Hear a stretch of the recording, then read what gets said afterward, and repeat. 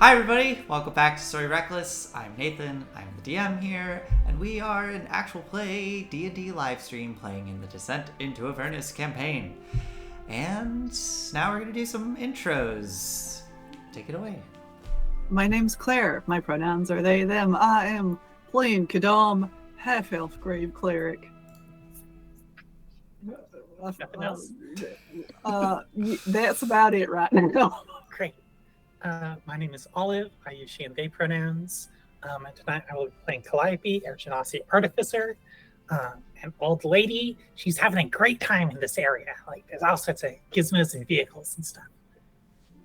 This is honestly the strongest argument for her switching sides and staying in Avernus so far.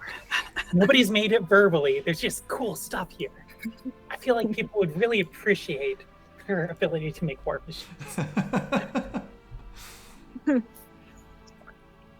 Hi, I'm Enyo, they, them pronouns, playing Pip, a satyr alchemist who has been swaggering around Avernus, throwing Mad Maggie's name around, and is like quaking in her boots at the prospect of having to contend with her. I'm so excited to be here. So excited at the prospect of meeting Mad Maggie. Yeah, and with that, let's do a brief recap and jump straight in, shall we? So, last we left off, you all had confronted some hell wasps, managed to survive, and trekked across the Avernus wasteland and found yourselves at the gates of Fort Knucklebone, a seemingly scrapyard of bone and metal and rust surrounding a natural outcropping of a rocky hill in the shape of a hand.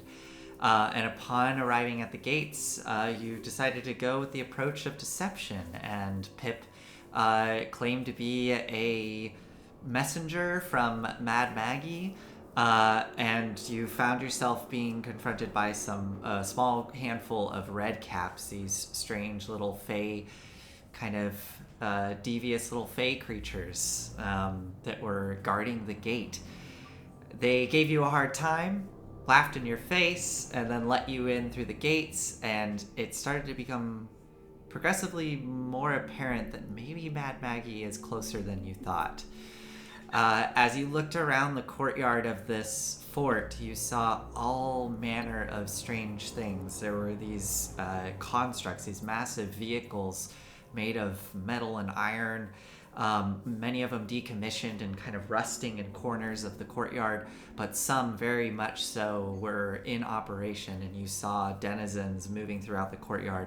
One of which was a handful of werefolk, wereboar and wererats that seemed to be loading up one of these war machines, getting ready to perhaps head out. You saw another humanoid creature wrapped in chains, speaking with a humanoid fox creature next to what looked to be a two-wheeled version of one of these war machines. You saw a flame skull berating some of these red caps that were trying to scurry away with a sealed urn or of some sort of terracotta pot. And Calliope very excitedly ran over to one of these decommissioned war machines and discovered that it seems that they run on either soul coins or demon ichor, or both perhaps. Not totally certain, but either of those sources seem to be able to power these things. But you were here to find some Kenku, and you heard the sound of caws and squawks coming from one of the alcoves in the rocky outcropping. And heading within, you found yourself in what was almost like a garage, and there was little alcoves, little caves up along the walls where Kenku poked their heads out to look at you. And two Kenku working on one of these war machines popped out, and you discovered they were indeed Chukka and Clonk.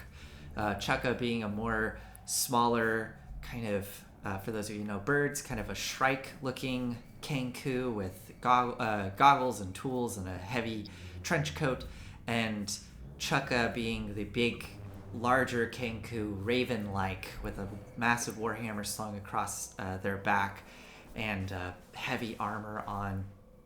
And you gestured to the small little trunk poking out of Kadam's bag of holding, the little golden trunk of Lulu hiding in your bag of holding. And they both seemed very interested and led you over to one of these war machines, this massive war machine, a demon grinder. They seemed to do something to unlock it and then brought you within the cramped interior of this hot metal space, flicking some knobs and buttons. Some light turned on. Kadam also produced light. But you found yourselves sitting within this space as Lulu emerged. Kenku looked excitedly between the two of them and looked back at Lulu. And in Lulu's voice, a perfect mimicry of it, Chukka said, "Hi, I'm Lulu." And that's where we're going to pick up. Lulu has popped out, is fluttering there. Do any of you want to do anything in this moment as Lulu's kind of fluttering there and the two Kenku kind of start to chitter amongst themselves excitedly seeing her flying there? Watch a reunion? Okay. Calliope's looking at the controls. Okay, so Calliope just like very distractedly turns around and starts looking behind you. You seem to be, the area you're in is definitely some kind of more cargo hold, and there's like kind of not really hallways. Again, picture like if you've seen the third Indiana Jones, the like tank that they're in, it's super tight in there and they kind of are like hunched walking. So Calliope, you can probably walk normally, but you can see kind of almost a hallway like leading up towards the front where there is kind of a cockpit area, and there are what appear to be storage spaces, some other probably like valves for controlling like pressures or something in this more cargo space area, but this does seem to be more of a bigger cargo space area. So if you want to like kind of scurry away from this reunion, I mean, I do that, just, take a little look around, give myself a tour of the place. Okay, are you being trying to be discreet about this? No, not particularly. Okay, so you just start to crawl away from this reunion. Clonk definitely takes note and just keep, probably Kadam and Pip, you notice this as Calliope goes scurrying away. Clonk just takes note and kind of gets distracted from the reunion and lets Chukka continue to do all the talking, and Clonk just seems to be very fixated on watching Calliope and seeing. Yeah, I also want to know what's going on, so I'm not going to we'll leave the area. Okay, so just kind of like a little closer, listening over your shoulder. Okay. Yeah. So Lulu looking at these two Kenku. Oh, hi. So you do remember me. Great. I actually, I don't know how long it's been since we've seen each other, and by memory, something happened to me when I went to the material plane, and I don't really remember much, but I had a memory come back to me, and I remembered both of you, and I was hoping you might be able to help us. We need some help. If you might be able to provide it. And the Chukka seems to be kind of excitedly, like feathers fluffing out and then kind of going down, looking at her as she's speaking. And Chukka kind of gets a little closer and cocks his head.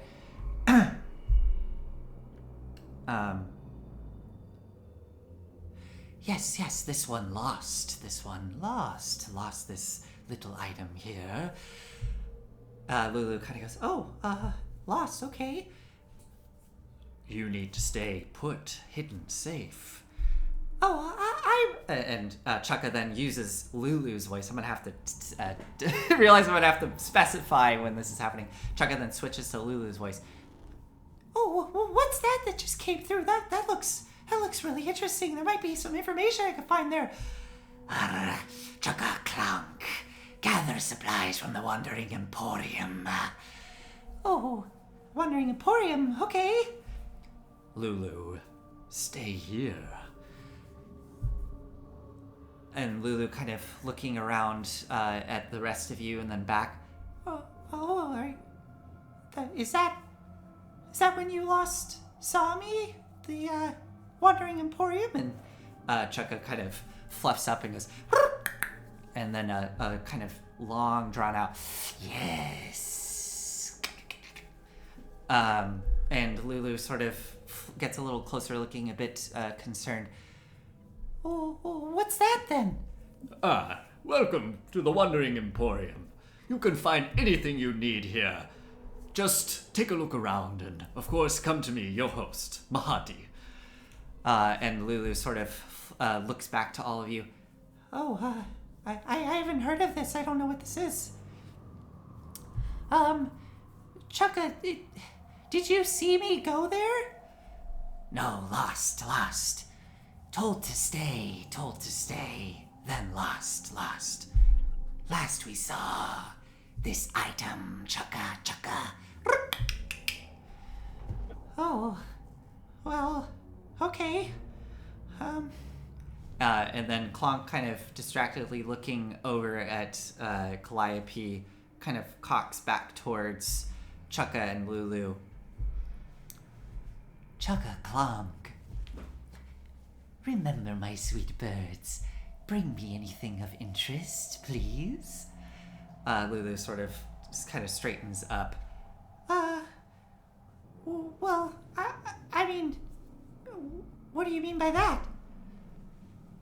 I am always looking for things that interest me. Please keep an eye out. It is your job, of course, sweet birds, to bring me the things that I need. Was this directive given to you before or after you lost Lulu? Clonk kind of steps forward looking at you. And that other voice comes through that seems to be another set of vocals. It's more frequent, the kind of harsh, grating, hissing voice. I can't believe this is happening to me. I will be back. And then Mad Maggie's voice kind of seeps through. Oh, your breath will be taken from you shortly. And now these sweet birds will work for me. Remember, Chukka and Clonk, you will be served well under my care. And Clonk sort of looks to you, head cocked. I'm not sure if that answered my question or not. Stupid birds. Can't ever understand them. Always repeating. Oh, I can understand just fine, but, well, are you going to bring us to Mad Maggie? Yes. It's what we do. I see, but you didn't bring Lulu to her previously. Many pass through Fort Knucklebone. Many who rule, many who wish to gain.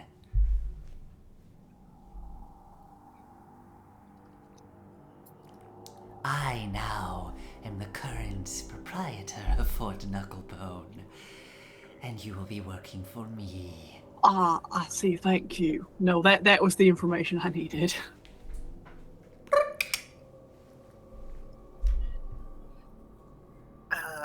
I think Pip is kind of just clutching her pistol very tightly. It feels really warm. Not painfully, but it's just, you start to notice that it's actually quite warm to the touch. I think it takes a long time for Pip to realize that that's actually the pistol getting warmer, not just her very sweaty palms. And so Pip would recognize Maggie's voice. Definitely. But would any of those other ones be? No, I don't think so. I'm like that's just fine. Trying to think about where Pip has come from, and I can't just feasibly think of a way that you would recognize any of those other voices. Fair enough. Yeah.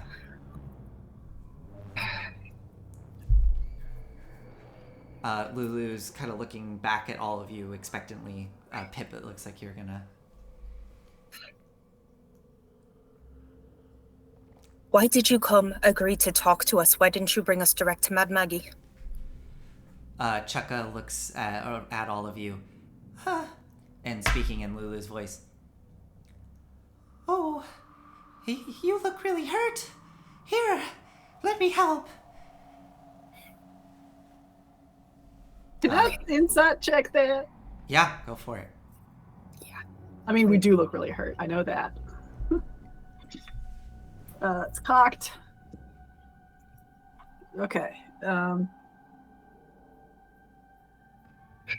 23. 23.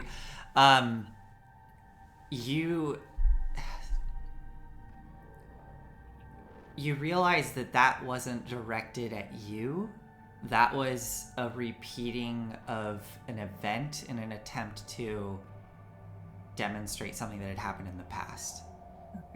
And you suspect that was maybe one of the first things that Lulu ever said to them. There's something about the way Chukka seemed to kind of almost look away from you all and like gesticulate at like telling a story or something, like indicating it's something that happened in the past. Okay. Lulu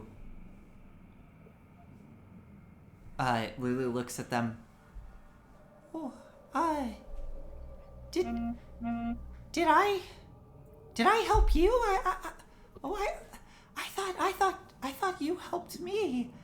And Clonk kind of slowly steps forward and extends a clawed hand towards Lulu, and looks very like intently at Lulu. This one is a healer. And then places a hand on his shoulder. Mortally wounded, never will survive. Oh, you look really hurt. Here, let me help you. And then Clonk extends a hand back towards Lulu.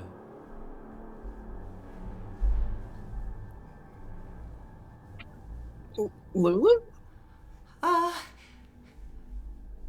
Yeah, I don't know. My memory is so vague of it. I just remember. I remember seeing them. Sure. I didn't know I could. I didn't know I could heal people. I don't think I can. I hold out a hand to her.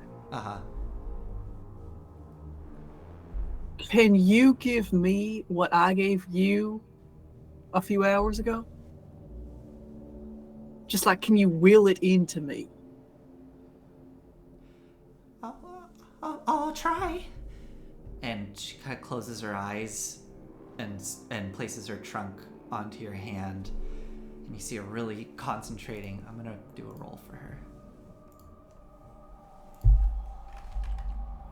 Gotta pull her little token up.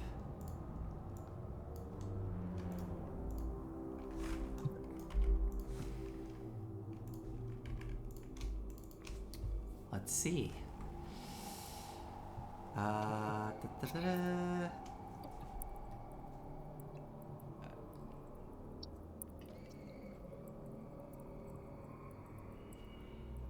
don't know what her... I'm just going to go with that. Okay. I'm going to go with wisdom as her spell casting. I'm not sure if it's wisdom or charisma, to be honest, but I'm going to go with wisdom. Here we go. Okay. Her little trunk is resting on your hand, and you feel her you see her really scrunch and focusing in, and suddenly, Kadam, you feel a warmth course through your arm, and you see almost like a opalescent, like rainbow-like shimmer that shoots down your arm. Were you missing any hit points? Yeah, a few. You were? Okay. What is Cure Wounds again? It's a D8? D8 plus modifier. Plus modifier? Okay. Hell yeah, you get 10 hit points back. Oh, I'm back to full. And she kind of... and as her eyes pop open, she seems to be blinking, and then kind of looks excitedly towards the two Kenku. Ha! Kadam! And looks back at you. Oh, I remember! That triggered some action. Did that work? Yeah, that did. Oh yeah, no, oh, Clunk, yeah, I remember you. Oh yeah, you were next to one of these things. There was smoke coming out of it, and oh yeah, your arm was not good. It was not in the place it should have been. I remember now. I came and I found you, and I helped you. And then you agreed to take me back to where you're from, but you said I needed to be careful. I remember, you said a name. And, Chaka goes, Lizeth. And Lulu goes, oh yeah, Lizeth. You told me to be careful, and I needed to just stay put and stay hidden. And I do remember you telling me I should stay put when that wandering emporium came through. Oh, as she looks back at all of you, I remember it was like a market it was like a moving market that came through, and there was all kinds of manner of people, and I think the curiosity got the better of me. And that's the last thing I remember. I remember going to look at it, and I can't remember what happened after that. But, and her little trunk goes up and starts rubbing her forehead. That doesn't, and she kind of looks at the three of you. Should I tell them why we're actually here?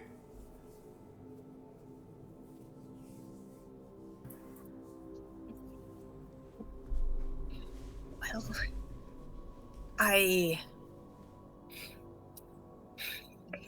want to know a couple things first. Okay. I need to know something from Chaka and Clonk. I need to know how far this debt of conscience goes. Are you going to let Lulu go?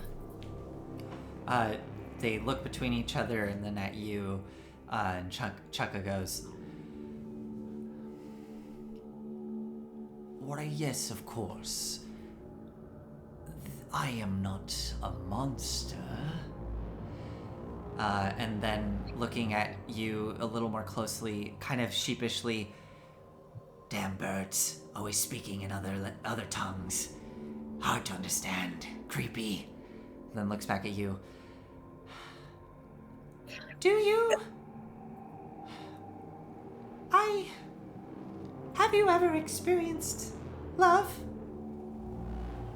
I look at Lulu. Lulu kind of looks a bit confused. Oh, I don't know what I was going on about, but I mean, it sounds like me. Lulu, were you in love with one of these? I don't think so. I must have been talking about something else. And then Chaka looks back and kind of is shaking their head and hands, and then continues that phrase. I had someone I loved very much, and I had to watch them fall. And then Chaka looks back to you.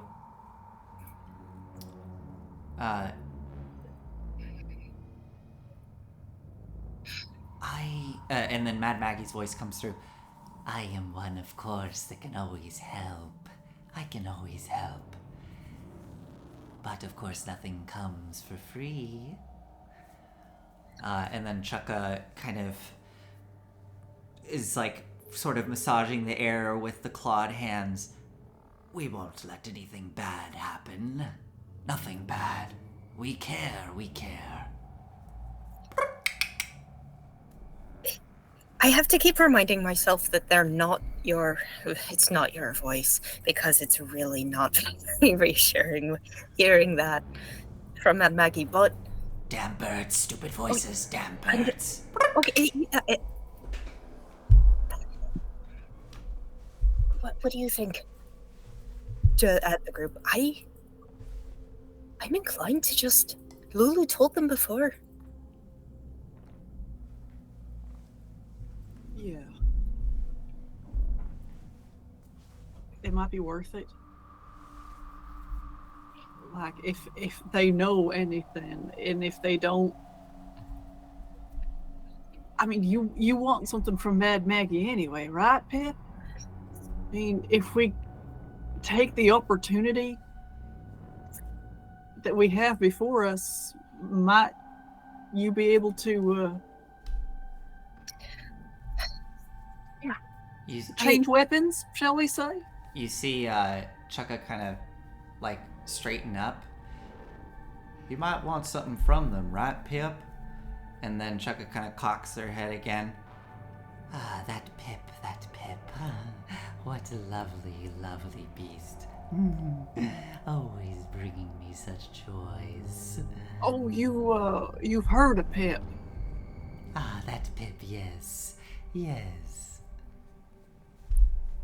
There are a lot of Pips in the area. There are a lot of Pips in the area. See? It's two of us now. Well, yeah.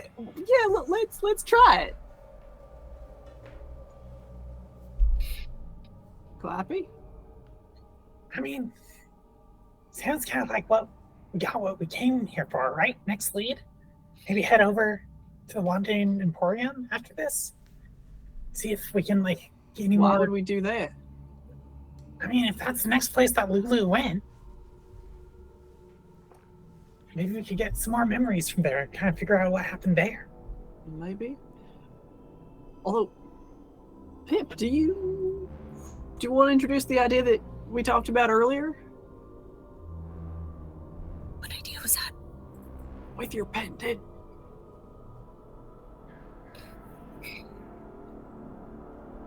Okay.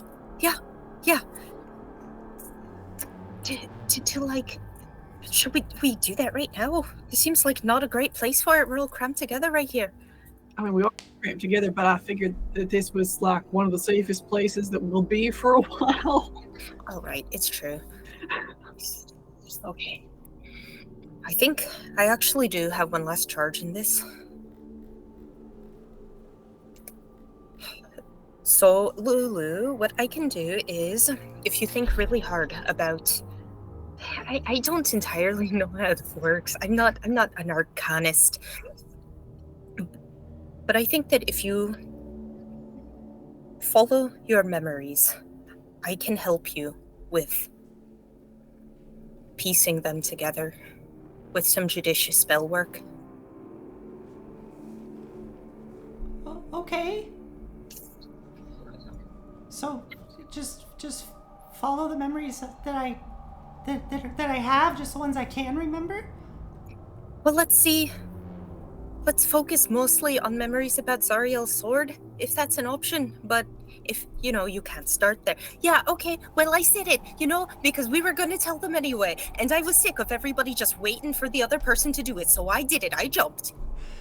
Thank you. Chukka looking at you like wide-eyed. Zariel's sword? Zariel. Have you ever heard the tale of Zariel? Oh my god, have I ever heard the tale? It's like all she talks about. Oh, yes, it's quite a delicious one. Please, let me show you. We do know the story, or at least in broad strokes. But do you know all the nice, juicy details? Probably not. They'll just make you sad. They'll make you feel bad. That's what she does. You think she's going to tell you a cool story, and instead, she's just, negging you the entire time somehow. It's just, she's an energy vampire. I'm sorry. I'm not angry at you. I'm angry at your voice. Yeah, Chukka kind of just goes like this. Yeah.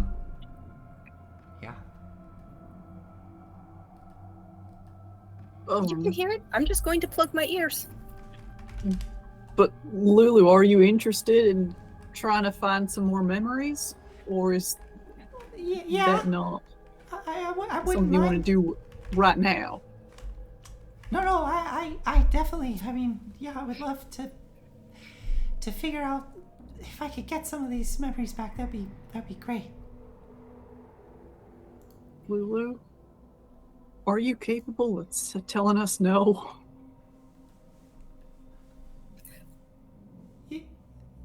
Yes.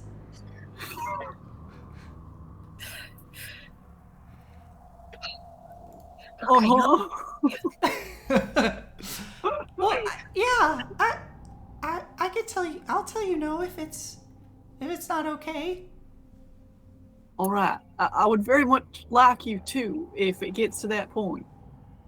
Ideally, before we get to that point. Oh, okay. Yeah. One day soon, when we're not stuck in a demon grinder, we should test your boundaries and teach you how to reinforce them. No, maybe not test your boundaries, but like talk about them. Okay. Yeah. I mean. Yeah. Okay. I guess. Yeah. I guess I've been in some pretty bad situations with all of you. Maybe because. Maybe I should have said something, but I mean, I made those choices myself.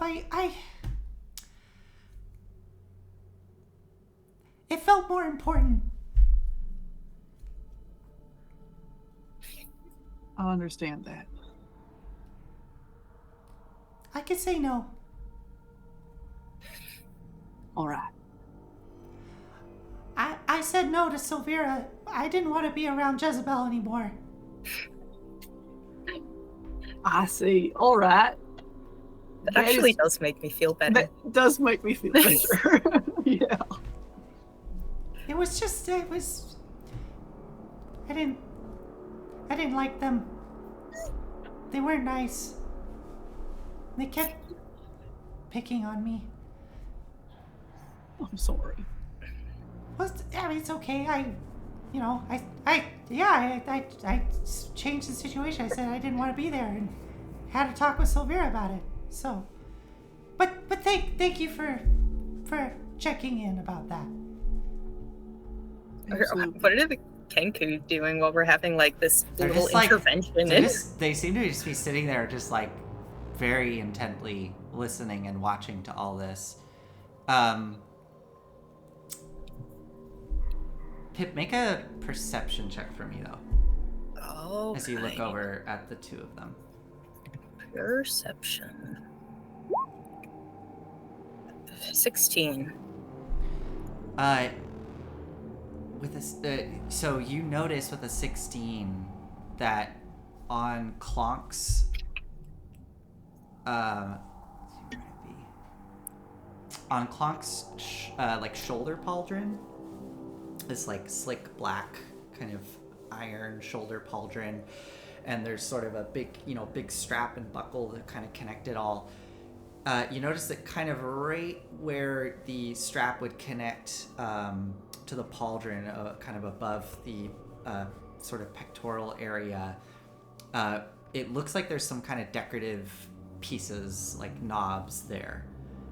And you realize that they're kind of there's like 3 of these sort of kind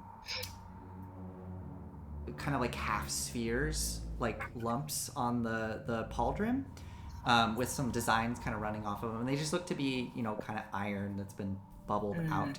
But you realize that the middle one, kind of where the strap goes underneath, you suddenly see it sort of twitch and kind of move, and you can see almost the same color as the iron, this like dull eye, like an eyeball that's kind of embedded in the pauldron and kind of a little socket that kind of slowly turns and is just watching the group.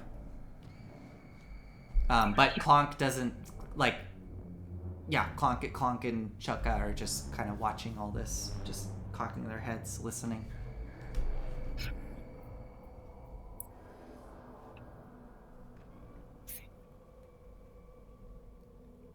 All right, so we're going to, I'm going to think about the Sword of Zariel, and that will, and then what? Sorry, you're going to use magic on me? Hey, hold on. Hey, Calliope, can I... I have some questions. Sorry. I've been trying to hold it back. There's a couple about mechanisms here. Just, I'd love to know if this is a linking rocking yoke, or how do you handle the few? I'm so sorry. I know y'all have a thing going on here, but you can see my face like vibrating like on the edge of the group. Are you still in your like spined devil form? Yeah. So this little like spined devil. Yeah. I mean, the Kenku look at you, and Chukka will like kind of excitedly like hop over towards these mechanisms. What was the term you used? You said like linking rocking yoke. Linking rocking yoke. Yeah, Chukka like hops over looking at you.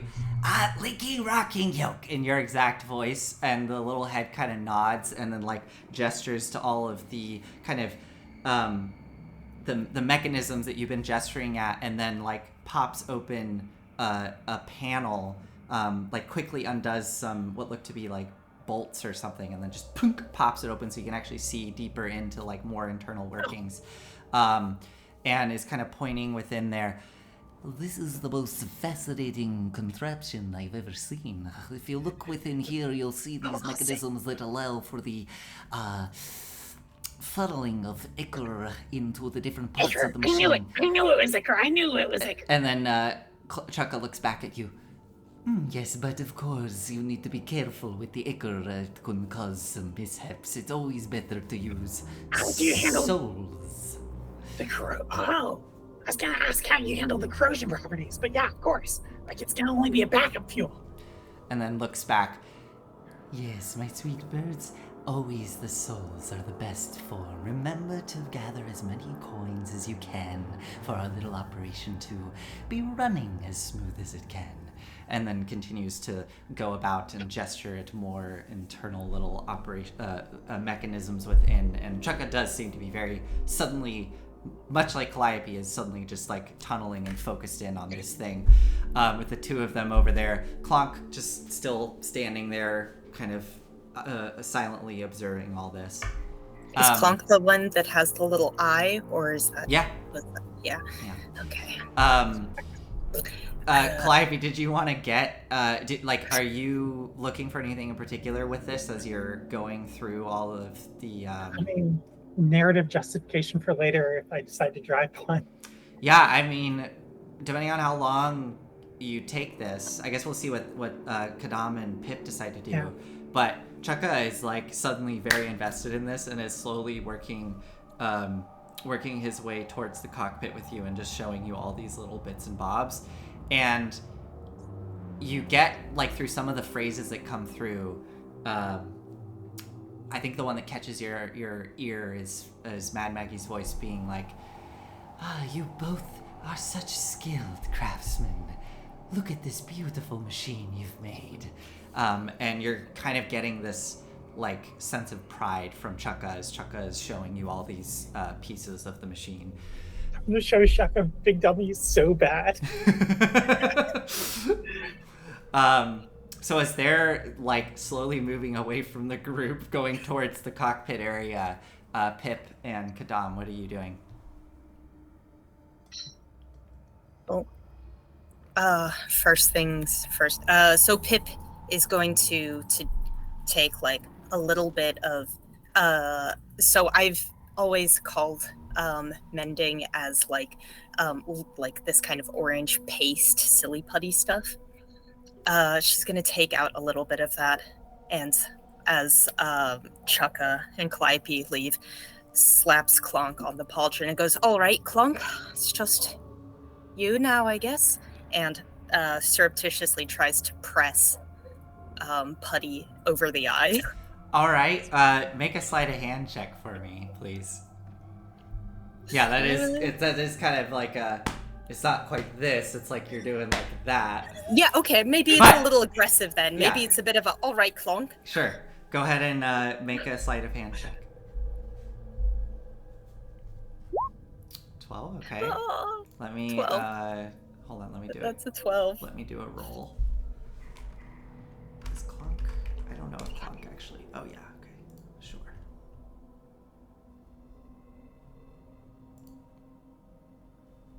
Okay.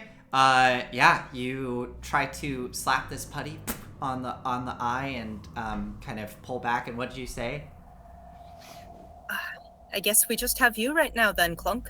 And as your hand pulls back, Clonk kind of uncomfortably, like, sort of shifts with that sudden, like, contact, and then looks down and sees the putty there over the eye, and then looks at you, kind of cocking as much as a bird structure can, kind of cocking an eyebrow. No scrying for this. That won't That's work, typical. I'm afraid. Get in trouble. And then just kind of scrapes the putty off the eye and hands it back to you. And then the voice of Mad Maggie comes through. I think I'm getting ready to say hello.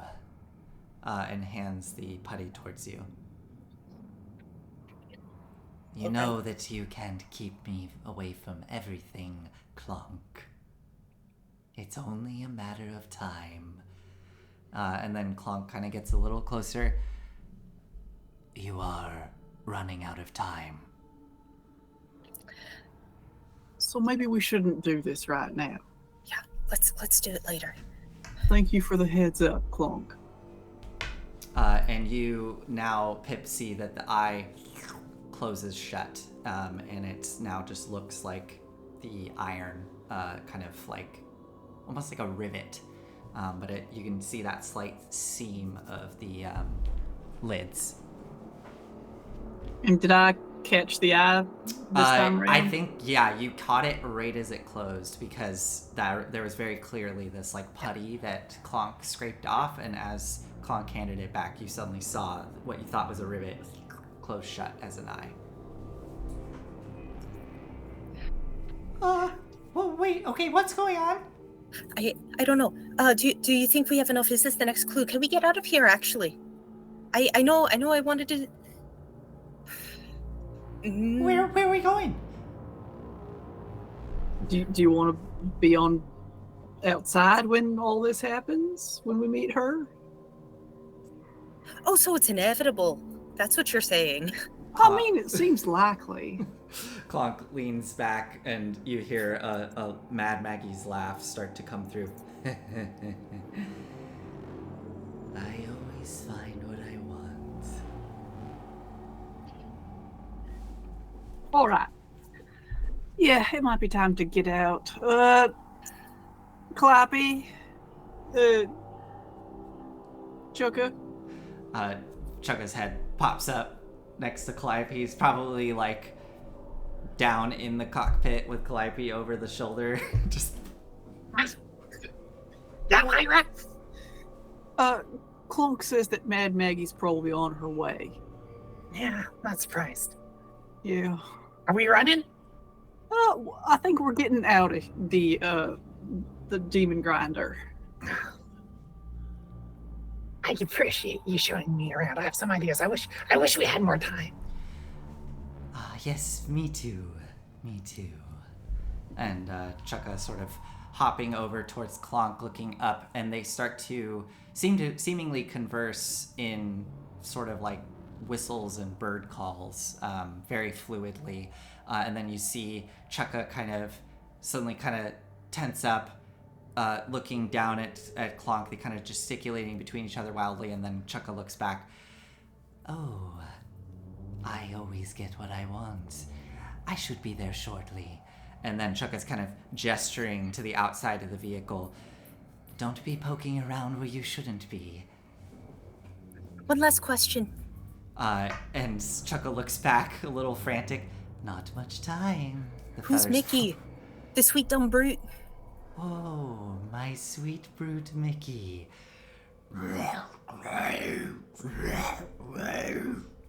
That's what I was afraid of. All right, thank you. And Chukka hops over and pulls a big lever, and the door kind of slides open, the kind of reddish Avernus light pouring in, and Chukka gestures for you all to exit the vehicle. We do so. Okay, Lulu kind of hesitates, looking between all of you. Well, shall I just be out now? You think we're in? Should we steal the vehicle? What? Ah! Clonk Calliope likes up for this. Clonk immediately steps okay, behind we're going. you, crossing the arms. Let's try talking first. Pip, maybe we can get you out of this if you want to, out of your deal in exchange for something else. I don't know. I don't know. I just broke my pencil. Oh no. I'm a little nervous. As you are kind of having this conversation, deciding what to do, did anybody step out of the vehicle, or are you all still hesitating? You did, Kadam? Yeah. Okay, so you're like out on the dust. You hear a sound from behind you, this like heavy footsteps, but they're kind of the cadence is a little off. There's like you actually immediately pick up, it sounds like someone with a limp, but big heavy footsteps and kind of metallic sounds accompanying it, approaching from behind you. I'll turn and look. As you turn and look towards the knuckle bones, you can see coming across the courtyard, probably about 40 feet away at this point or so. There's two figures approaching. One of them is massive, probably approaching 8 feet in height. And they are indeed walking with a bit of a limp. You can see... Yeah. Quick question. Before I step out, at some point during this interaction, if they've been watching you or not watching me, can I have left Little Dummy inside? Ooh. Inanimate. Just like left like a rag or something. Make a sleight of hand check. Okay.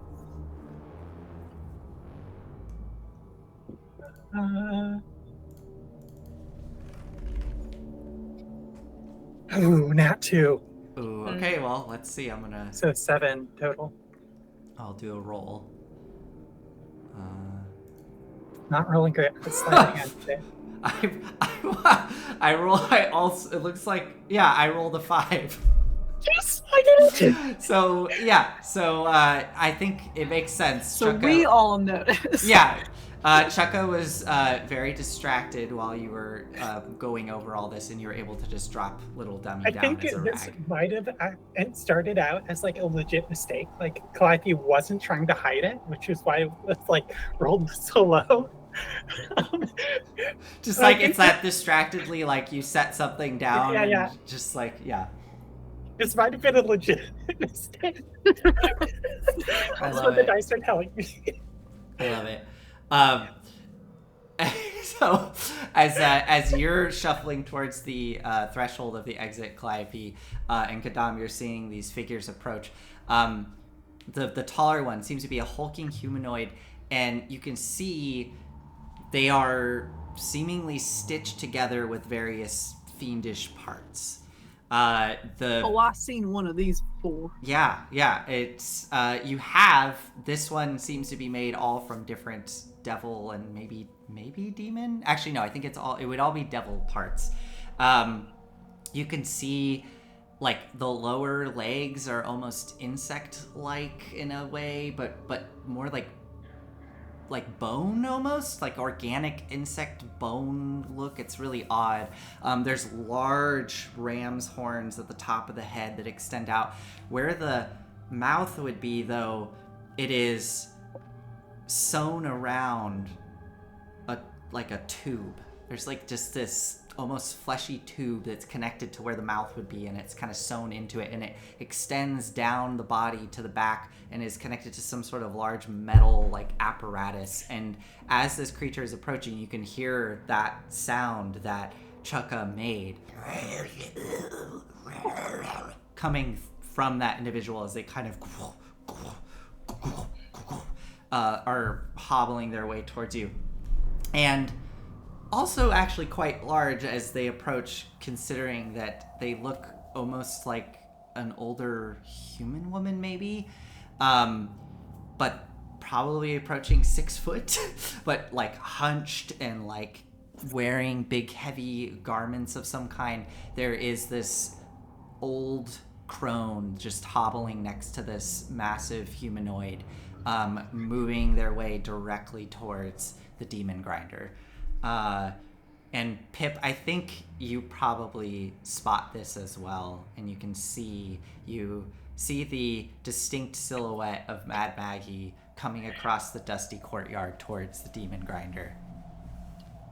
Pip just sighs and fully steps out onto the dust. It's just like, all right, Mickey.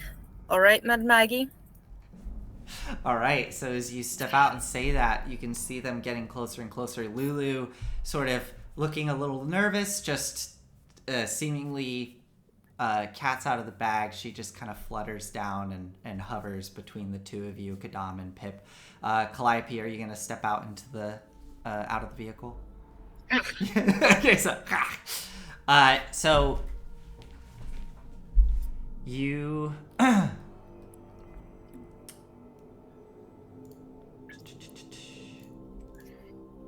okay, so yeah, Pip, there she is. You see Mad Maggie approaching, and as she gets closer, you see her in all of her glory. Now, your experiences with Mad Maggie, she was... She has a reputation, even where you're from. But when you saw her in the Feywild, she was more... had an appearance of kind of a kindly old grandmother. As she gets closer to you, though, you can see that those features are still kind of present, but it is clearly different.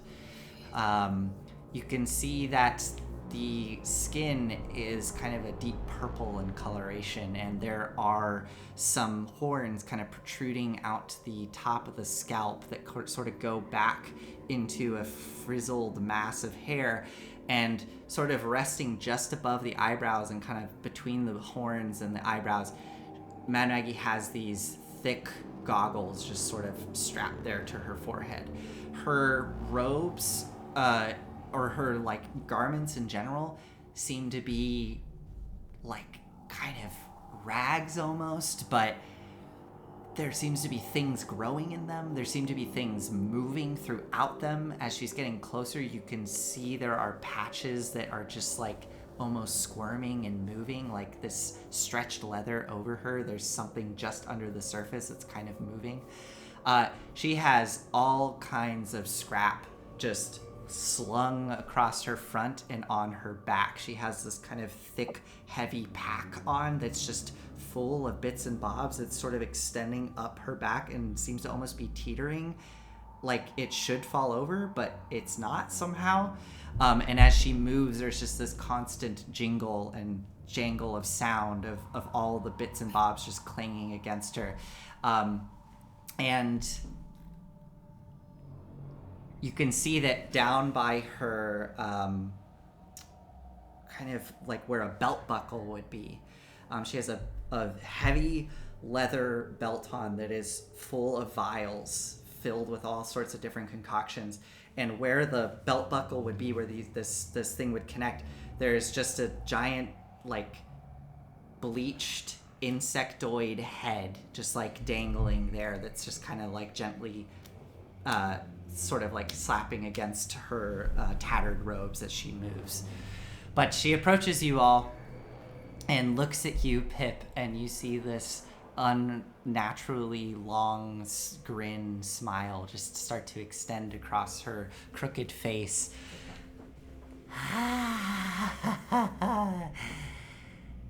Pip, it's so good to see you in person. And I see you've brought some friends with you. Oh, I see you've met my sweet birds, Chukka and Clock. And you can see now that her eyes, almost chameleon-like, are looking in different directions. One is just scanning over Calliope and Calliope and Chukka. The other is scanning over you, Kadam, and Pip. And then you watch as one of the eyes rests on Lulu, and suddenly both eyes snap towards Lulu, and you see her light up. I thought I may have seen that. So, and she kind of one of her eyes lingers back towards you, Pip. Tell me, what brings you to Fort Knucklebone?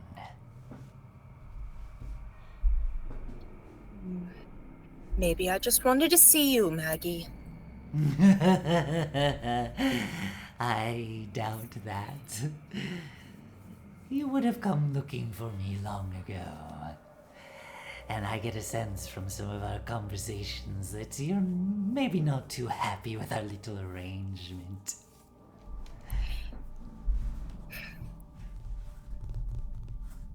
You gave me a cursed gun. Yeah, of course.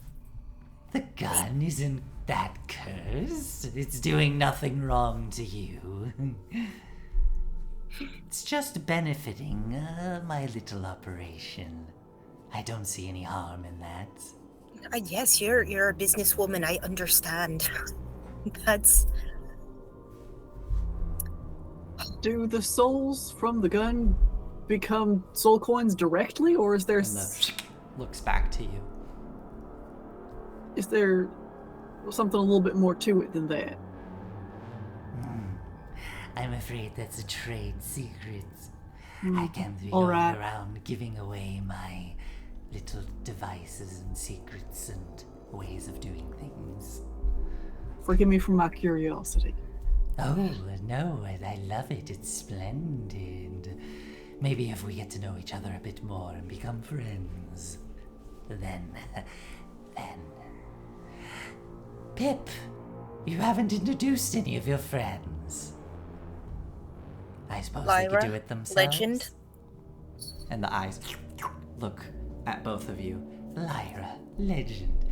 And then looks up towards Valor, who's just kind of standing there watching all this. And what about that one there? She looks rather strapping. That's Nettle. Nettle. And Valor gives a nod. And Mushroom. A gesture to Lulu. Hi! Oh, mushrooms, sure, I'm sure. You, And the eyes now both lock onto Lulu. you are a brilliant specimen. I believe I've seen you before. Do you happen to be looking for, your old friend? Lulu kind of looking between you all a bit nervously. Oh, don't be so sheepish. I've seen you in my tapestry.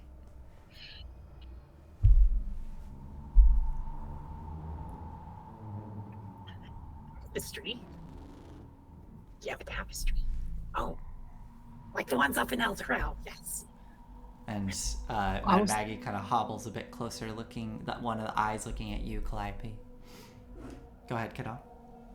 Oh, I was thinking of the one in the old man with Gels' room underneath the Vantham Manor. It's I'm all in the same t- story. It's all the same story. The fall of Zarya. Yeah. Yes, the fall of Zariel, yes. You must be Lulu.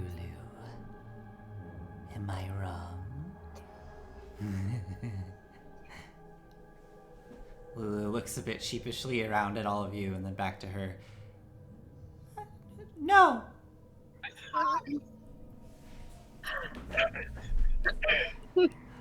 All right, Thumbs sure, up. sure. Well, you're welcome to stay in Fort Knucklebone as long as you like. There's refreshments, and she gestures towards the area where the music is coming from. Hold on, let me see here. Refreshments at the well. You're also welcome to head to the arcade, and she gestures to the the archway next to the garage, going kind of to the right. We have some vendors that like to pop in there, and we have some of our own wares if you wish to spend some coin. We do accept coin from different planes, such as the material plane, but of course, if you have some of those soul coins, you can get a lot more. And then she gestures to the final archway next to the arcade. And if you need to pitch a tent or stay here for the night, well, there's no nights here, but if you need to rest, you're welcome to stay in the hostel. No coin necessary. You're just welcome to stay. And what's the catch?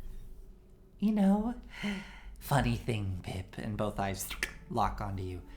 There actually is no catch for staying here.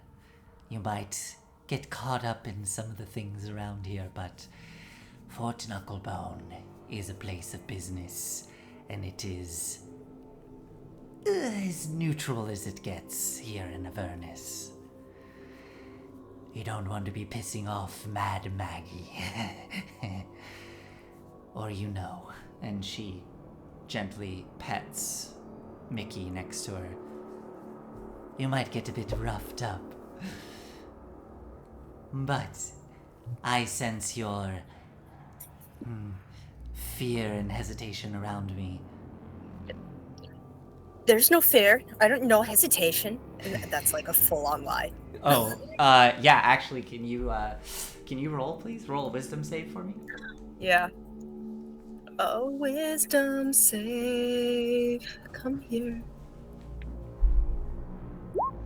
Okay, you're fine. Oh, wow. Okay. Her smile kind of grows. And she seems to focus in on you a bit more.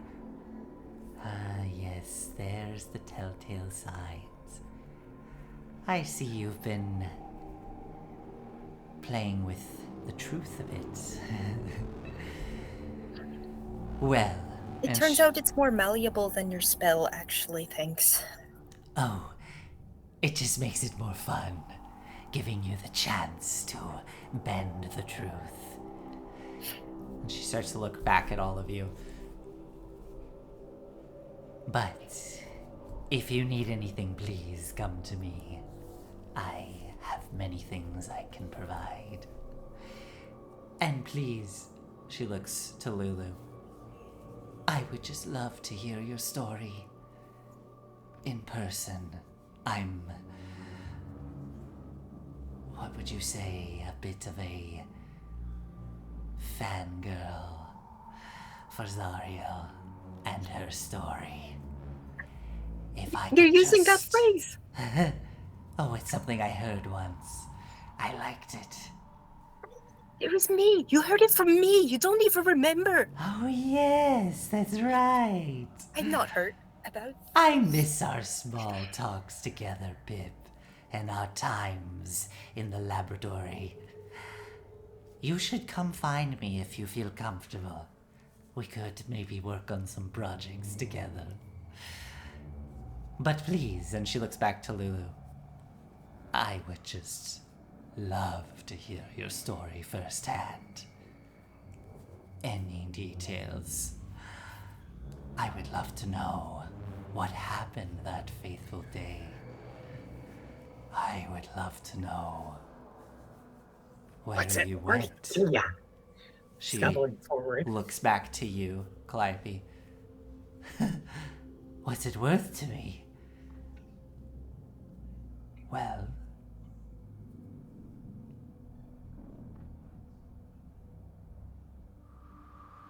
what are you looking for?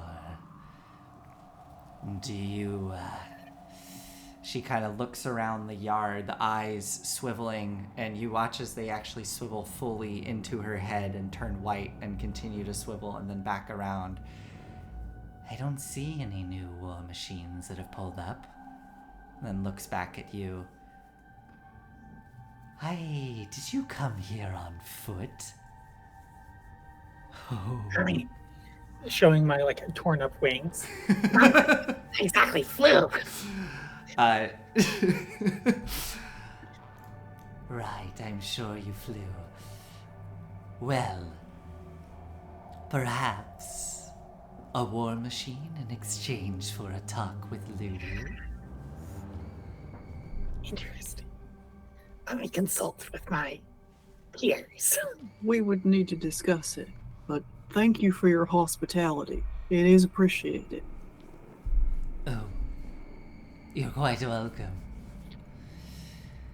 I see you got... and looks towards the open demon grinder.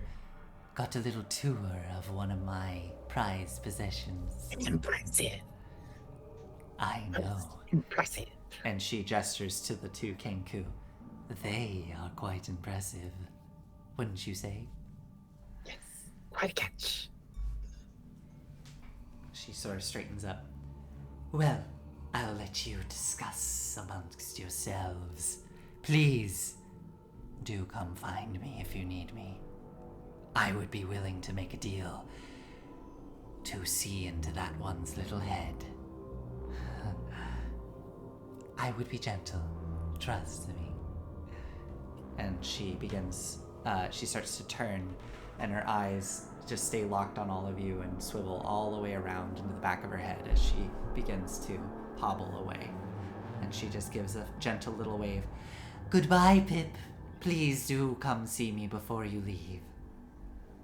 If she's watching us while she's walking away, how do you think that she doesn't run into things? Are those like seeing eye golems? Probably magic. No. Did none of your parents ever say that they had eyes in the back of their head? No, they did not. Oh, really?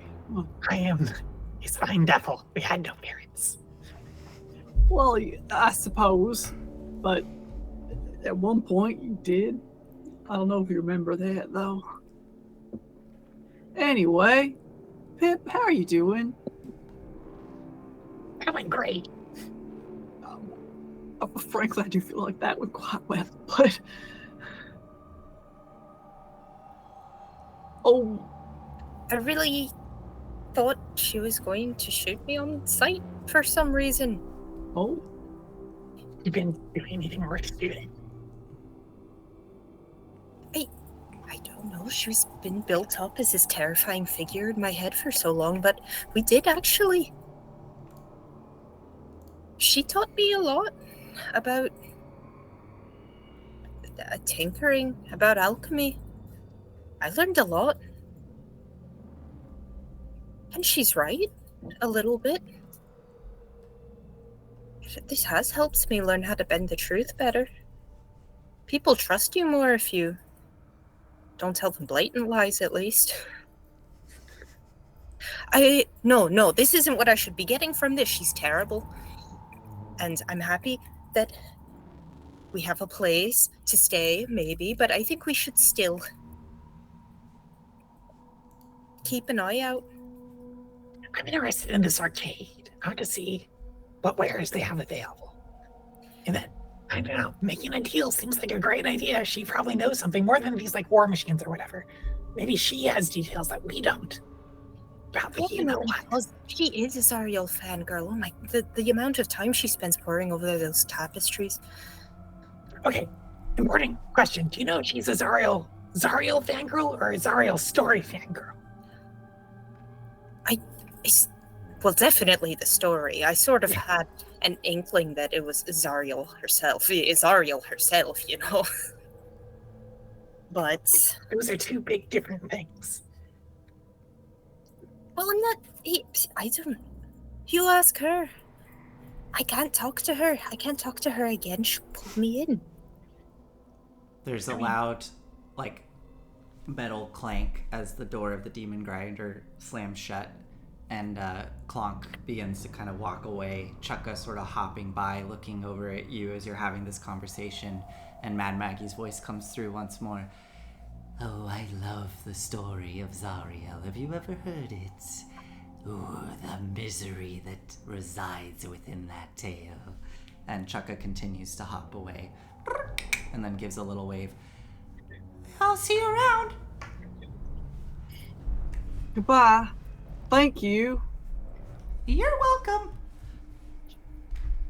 This is actually easily the nicest place we've been to in Avernus so far. That tavern up in El Terrell is pretty good. Where we found the hidden mine. I like that. That was Elturel. Yeah, I guess so. Okay, All right, taking a walk through the arcade. yeah, let's go do that. Let's take a look around. If she says we're welcome, then we're welcome.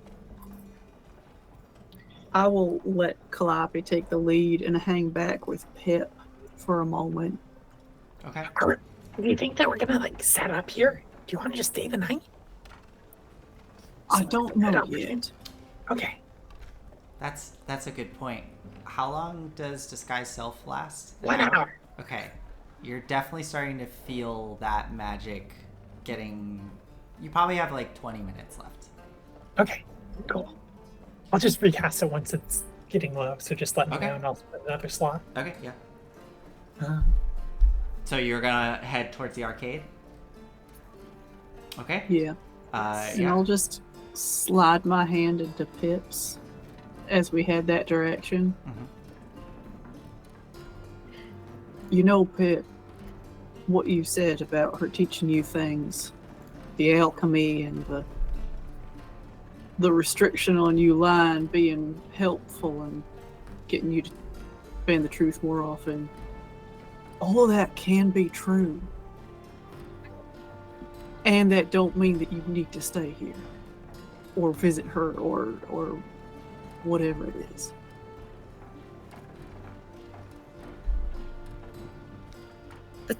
Don't I owe her for that? No.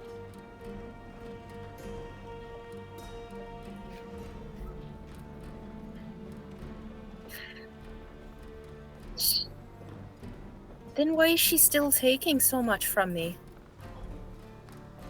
Because you're available. Because she can. You are a useful resource, I imagine. That don't mean that you deserve to be a resource, or that's all that you're good for. Her gun We is know so that. nice, though. It's such a nice gun. It has been very helpful at times. I do not deny that. What happens if you just choose not to use it ever again? I have actually never even envisioned that. It was never actually even a possibility to me. It just seemed like this is the thing I am going to use, and I didn't question it. What Oh if my we got God. you like a crossbow or something?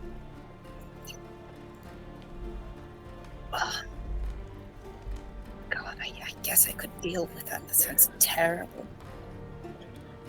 Or who knows? We're heading to an arcade right now. We might be able to find you another gun that ain't cursed in the way it is. I'm a little terrified that it actually might be more cursed now that I realize I haven't looked into it too deeply. I mean, I had that gun for how many years before? But before I learned that it was stealing people's souls and giving them to Mad Maggie. Or if there's some part of you that chose not to look deeper, Well, yes, obviously. well, there you go. So this time, choose to look very deep before you purchase. Okay, all right, that's good advice. Thanks, Lyra. You're welcome. And I'll squeeze your hand and then let it go. As you let go, Calliope kind of leading the charge here, Valor sort of keeping stride behind you all. You let go of Pip's hand and look up and see yourself going under the archway of the arcade. Stepping within. Let's see here.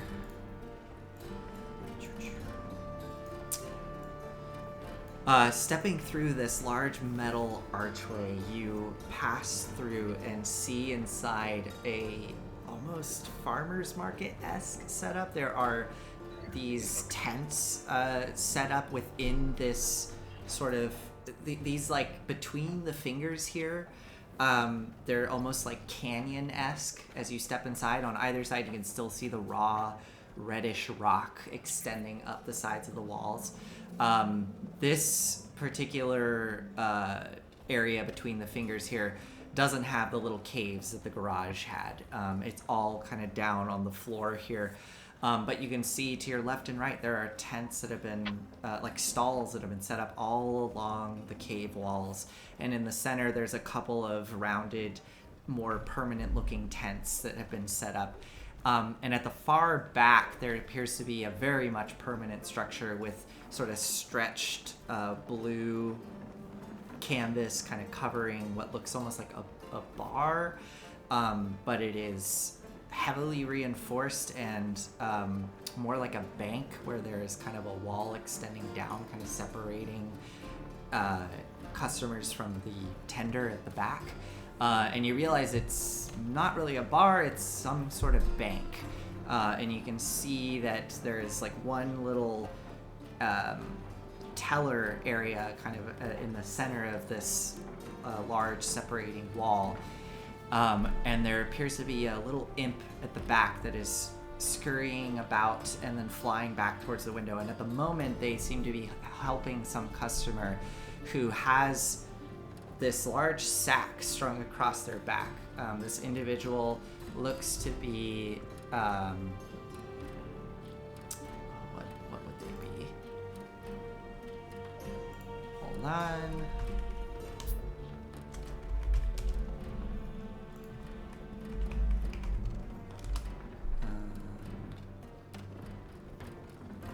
Damn it, I don't have my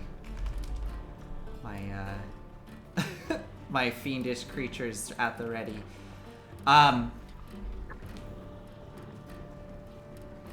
Yeah, we'll go with that. You recognize this creature. This is, you saw these creatures with Gideon. This is one of those insectoid creatures with, and this one seems to have more like kind of travel wear on, like there's like satchels and kind of armor pieces, and they have a large sack kind of strung over their shoulder, and you can see that it is kind of moving and squirming. And they seem to be having some conversation with this little imp, and then you watch as they take that sack and kind of slap it onto the counter, and the imp flies over and undoes some latch, and almost like a like at a a corner store in a maybe kind of rougher neighborhood where you slide the stuff under, the little sack kind of slides under, not little, it's quite large, slides under, and the imp has to kind of pulls it, and you see some other figure in the back come over and help the imp take the sack to the back, and then this imp is dealing with something and then dumps out a bunch of hard metal iron coins that come spilling out towards the insectoid creature, who grabs those and puts them into a little satchel at their side and zips it tight, or pulls it tight with a drawstring, and then starts to walk out. But all the other vendors to your left and right, you can see what looks to be, a lot of them seem to be selling things that you honestly would find on the material plane. You see a lot of almost like mundane looking for what you would expect. There's just like, traveling, adventuring gear. There's some mundane looking weapons. There's anything of that kind of sort.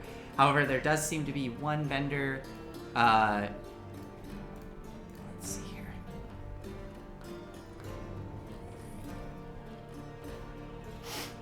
There does seem to be one vendor who looks to be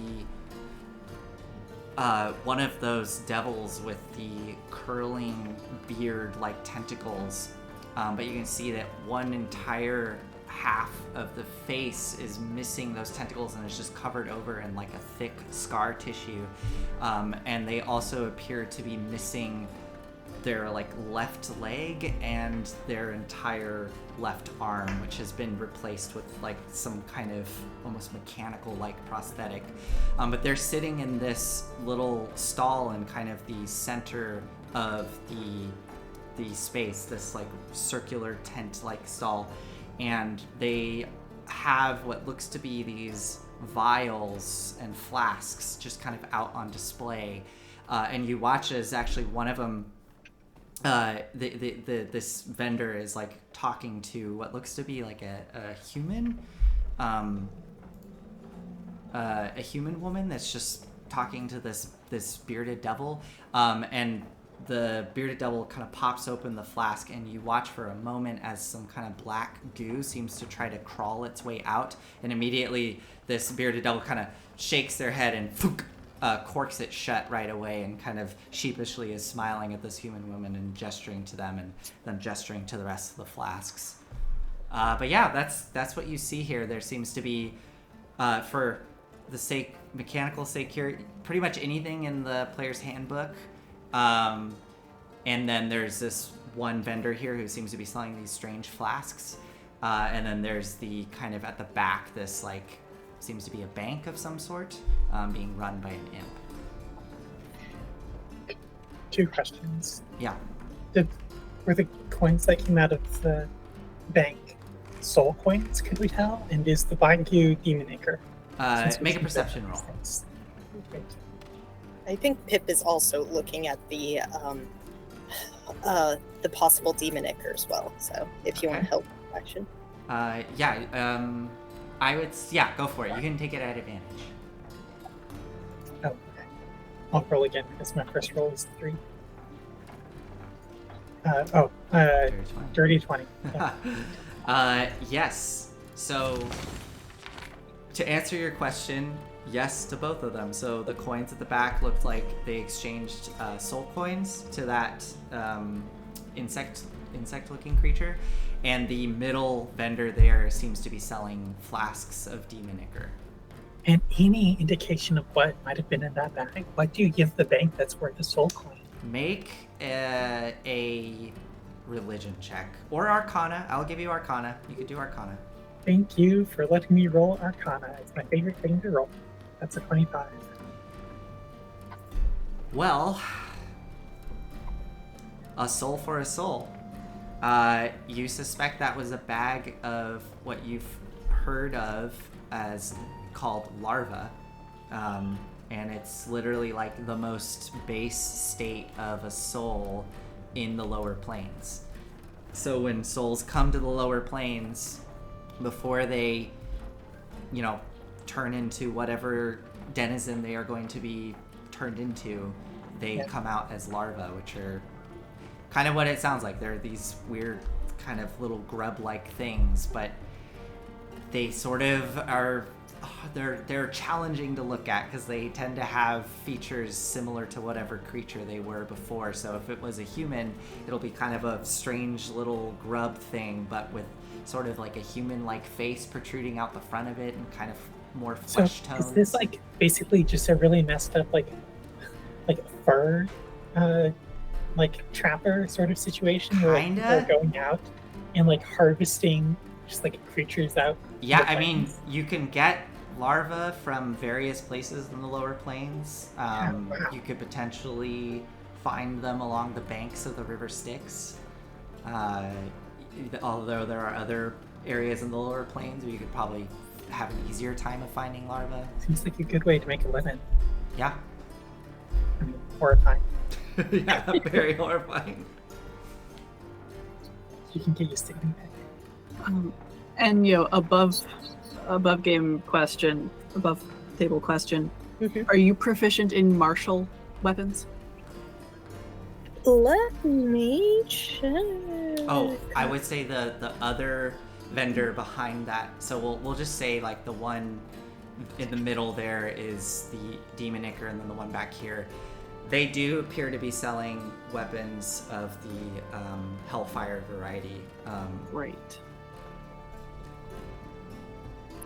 I am proficient in firearms and simple weapons. All right. In that case, I will pick up a light crossbow for Pip, and Okay. an appropriate amount of bolts. Okay. A Hellfire light crossbow. Yeah. Okay. Let me figure out the price of that real quick, because it is not going to be what's in the player's handbook. But All right. yeah, We'll see if I can afford it. yeah. And I will also keep a very interested eye on this human woman. On the human woman? Yeah. Okay.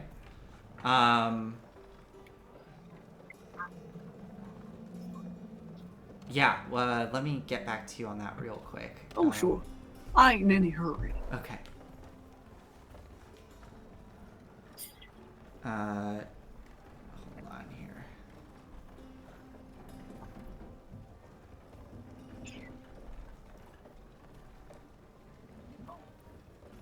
I've been playing a lot of Baldur's Gate, so like my brain is switching into like, okay, time to sell all our loot, but like we don't really loot the bodies like you do in video games. Oh, yeah. I don't know, I've been looting everybody. It's true. All right. For the Hellfire light crossbow, it'll be 86 gold. That's it? Holy Christ. I cannot afford that. Really? No. Alright, how?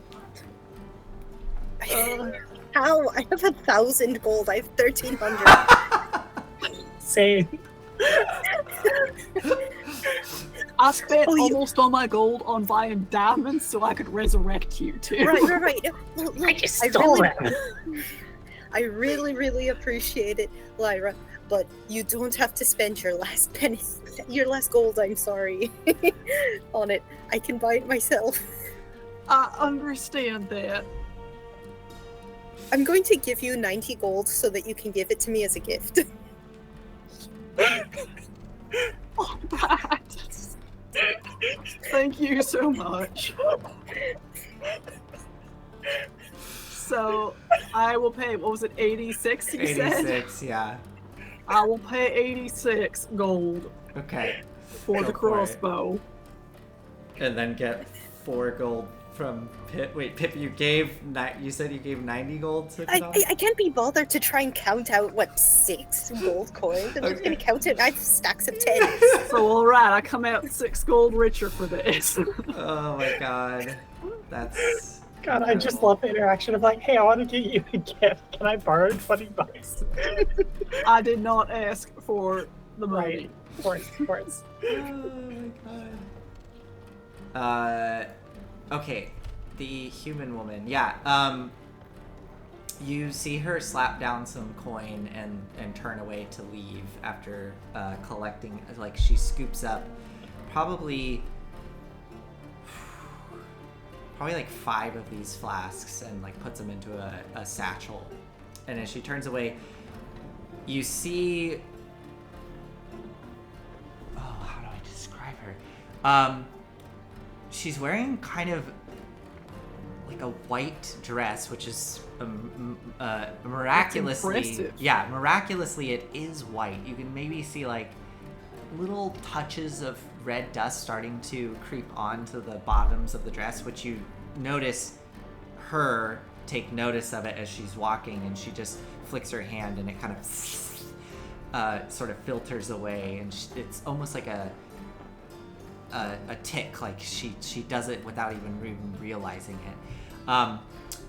She has in her slung over her right shoulder what looks to just be a giant femur bone that she's just holding onto. But at the top, as it goes up, kind of slung over her shoulder, it looks like an umbrella at first, but you realize it's like just really, really long, bony fingers that are all collapsed down, and where the webbing would be is just stretched skin.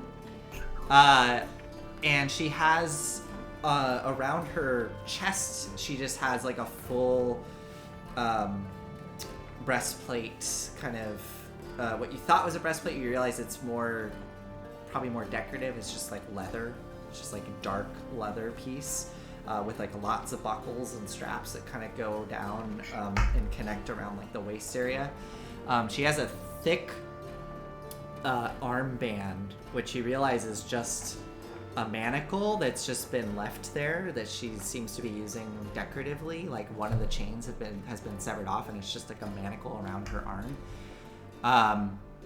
And she has just this like scowl on her face. She is a thin woman, but like just utter scowl on her face. She has piercings on her lip and all running up her ears, and her hair is cut kind of very like shaggy, almost mohawk-esque, but not quite. Like it's kind of extends a little further than a mohawk would, and kind of crests up and a little bit out. But yeah, she's got like this dark shaggy hair, kind of mohawk-esque, and she's just got this scowl on her face as she starts to stride out of the arcade with her bag with the flasks of demon ichor, which you do not hear clanking in her bag as she walks past.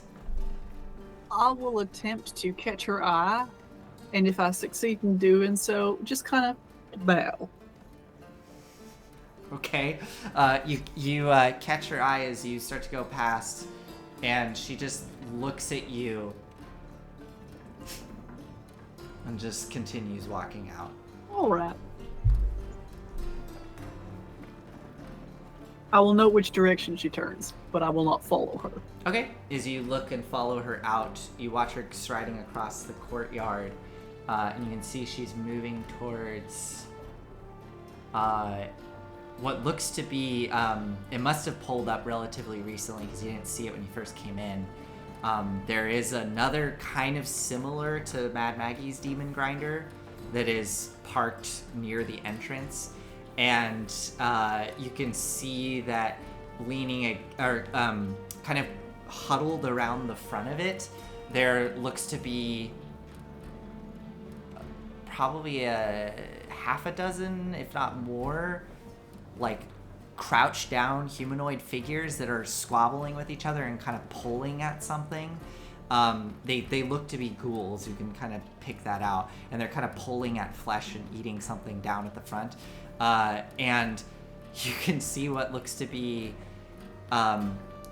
like spiders that are scurrying around the ground along the base of the demon grinder, and as she approaches, they all come scurrying towards her, and as you are able to pick up that they are just severed hands that are just scurrying across the ground, and they all come crawling around her feet and just follow her like little pets as she goes towards the demon grinder. All right. I've decided that I actually will pursue her, but let's do the other folks here. Okay. So Kadam, you peel out of the arcade and go towards her. What are the two of you doing as you're standing here in the arcade? As Kadam kind of exits. I have a shopping list. Okay. If So I it's think- things from the player's handbook, we can. Why don't you tell me what the shopping list is? Because that might be fun. Is it a big list? It's a couple things. Antitoxin, Okay. because we just got our butts kicked by some poison. Okay. I think I have some. Well, that would have been great to use a while ago, and so Calliope's just grabbing a little bit of extra for herself. Okay. All right. I have a new invisibility CM lantern, as noted. It does burn oil, so I need to pick up some oil. Okay. I need an extra net, some rations, I think. Okay. More rope, because we've been at a deficit of having like a really huge amount of rope recently. Okay. I So- also have a lot of rope. Well, 150 feet worth. we need more. I Yeah, spent that's so all. much money before we came to Avernus, y'all. Also a spyglass, because we're looking at things far away. Class. Okay. That's Cool. probably the fanciest thing. Okay, so you're in Avernus.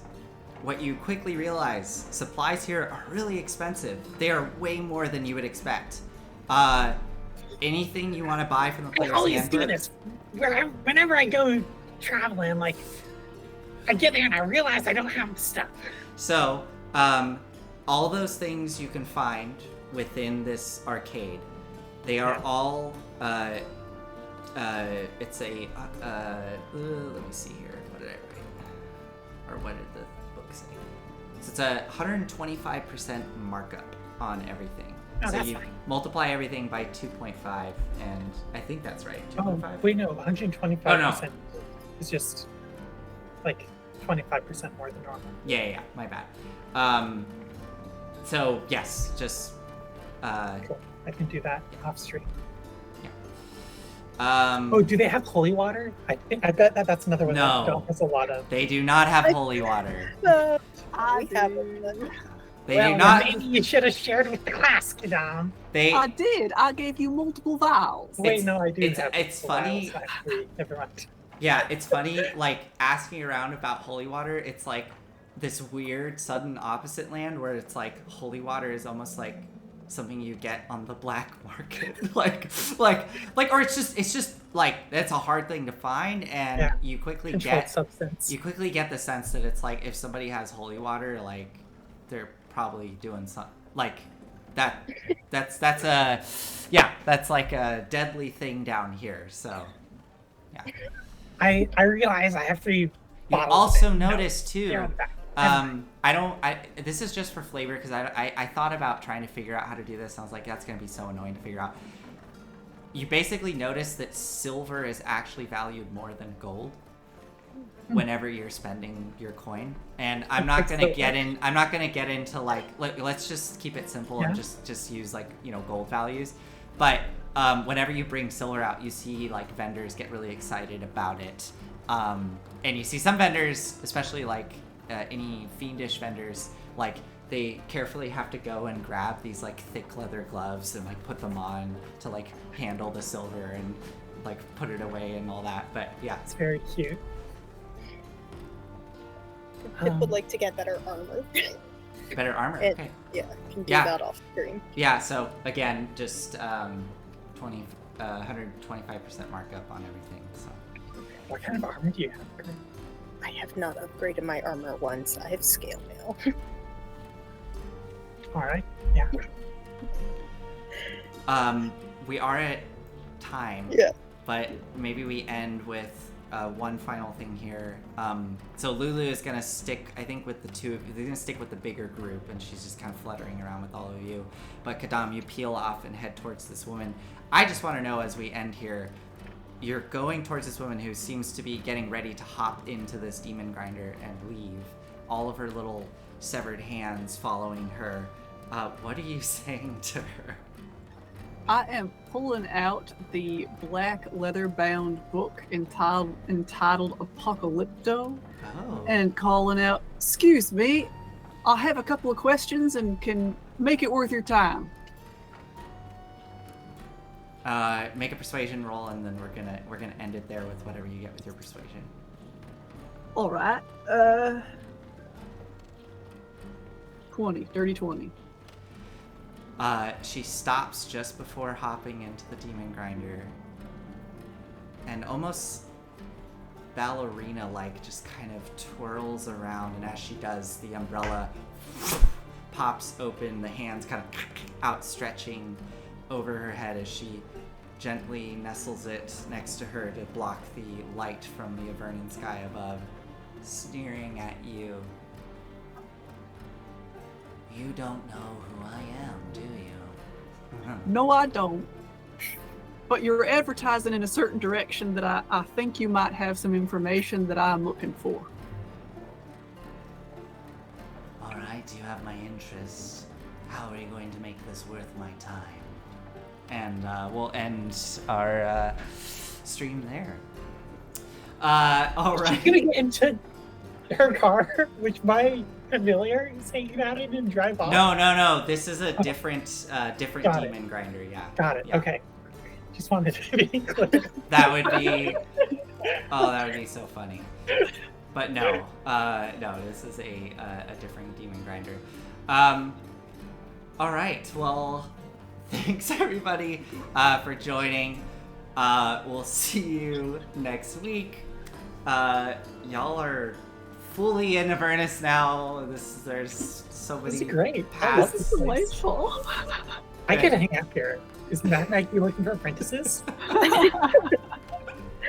Yeah, it's like I think Pip is sort of embarrassed because she's kind of like talked up how terrible everything is, and now that it's like really chill, she's like, well, it was bad before. I'm sure Mad Maggie's bad. Yeah. Yeah, Kadam fully believes you.